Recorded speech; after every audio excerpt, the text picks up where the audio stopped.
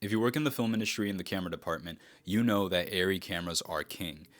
I've shot on Arri a handful of times, and as I started thinking about it more, I realized I really only went after that because that's what I was told to do.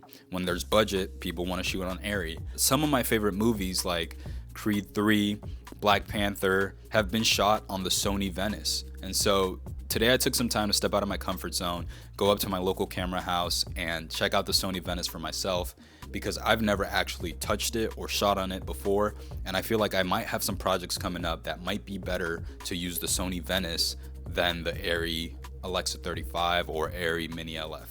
When I got to OTM, I built the camera myself, put the lenses on, and I just started messing around with the camera. And what I realized was it's actually not that difficult to work with. And it has a lot of really cool perks that I would have never known about if I hadn't just like went there and tried it out.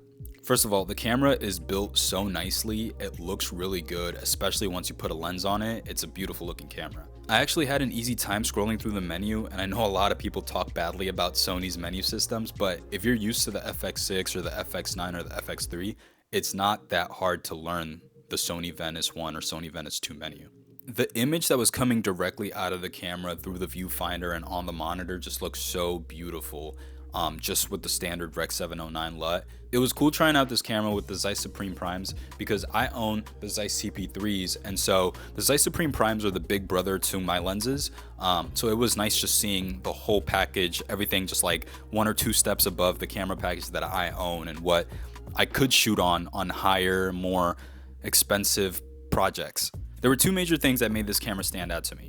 Number one was the amount of built-in NDs that the camera had was incredible. I've shot on the Mini LF and the Alexa 35 a bunch of times, and let me tell you, the one thing that bothers me the most about those cameras is the very limited amount of internal NDs. And yes, I know when you shoot with those cameras, you're supposed to have a crew that's supposed to put in the ND and the matte box for you, but sometimes you want to shoot on a nicer camera and you don't have, the budget to be with like a 2-person camera team or a 3-person camera team. And so I think the fact that the Venice has all that built in is so sick. I guess what I'm saying is, after all this time, me finally trying the Sony Venice after seeing it on different movies and projects online and seeing other people use it, I finally decided to go for it and try it out just because I was like, why not? Let's learn something new.